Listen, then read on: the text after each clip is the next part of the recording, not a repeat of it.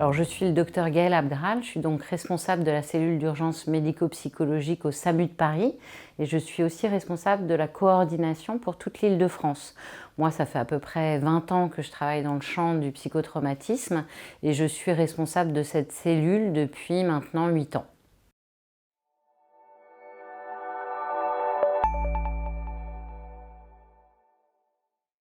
Alors on peut proposer un accompagnement à tous les bénévoles qui ont pu être impactés lors d'une intervention et lors d'une sortie, que ce soit avec les pompiers ou avec le SAMU ou même indépendamment de ce lien avec le SAMU ou les pompiers. Il suffit de nous solliciter via le 15, on appelle le 15, on demande l'astreinte CUMP et à ce moment-là, on se met en lien avec le bénévole qui a vécu une situation difficile. On peut le prendre directement au téléphone s'il le souhaite ou organiser avec son responsable une intervention pour l'ensemble de l'équipe qui a vécu cette situation traumatisante.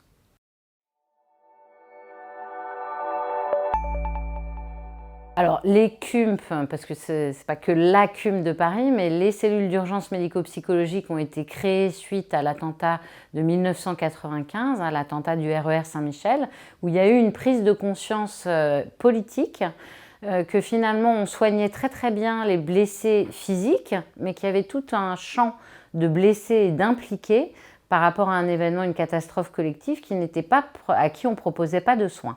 Et donc, Jacques Chirac a demandé à Xavier Emmanuelli, qui était à l'époque son ministre de la Santé, de créer un dispositif qui répondrait justement à ces soins psychiques en préhospitalier. C'est comme ça que les cellules d'urgence médico-psychologique sont nées. Donc la première était celle de Paris, puis progressivement il y en a eu dans les 7 grandes villes et actuellement il y en a une par département et elles sont rattachées au SAMU du département. Donc il y a vraiment un maillage territorial sur l'ensemble du territoire français, y compris dans les territoires ultramarins.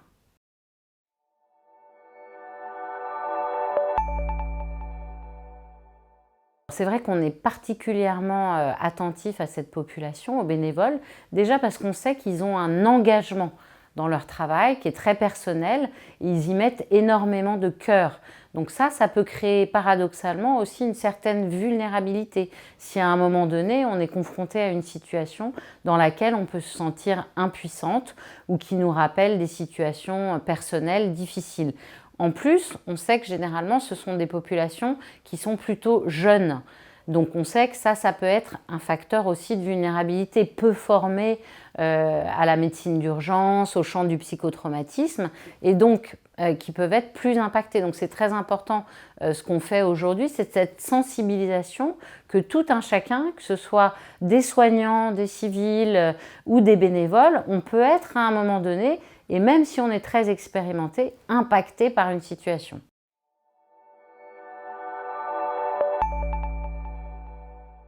Alors la meilleure préparation pour moi, c'est la formation et la sensibilisation à la psychotraumatologie. C'est-à-dire que déjà avoir conscience que par exemple dans un moment de sa vie, on est plus ou moins fragilisé et il faut faire attention lorsqu'on est impliqué dans des sorties, dans des événements particuliers, que ça ne fasse pas écho à ses difficultés personnelles actuelles. Et dire, bah écoute, moi là, sur cette intervention, je ne la sens pas, je préfère passer mon tour et je me réinvestirai un petit peu plus tard. Donc bien se connaître soi-même et ne pas hésiter à solliciter un soin spécifique par un professionnel de santé, qu'il soit psychologue, psychiatre, même médecin de famille. Ça peut être un premier maillon comme ça d'une verbalisation de difficultés lors des interventions en équipe. Verbalisation de difficultés lors d'interventions en équipe.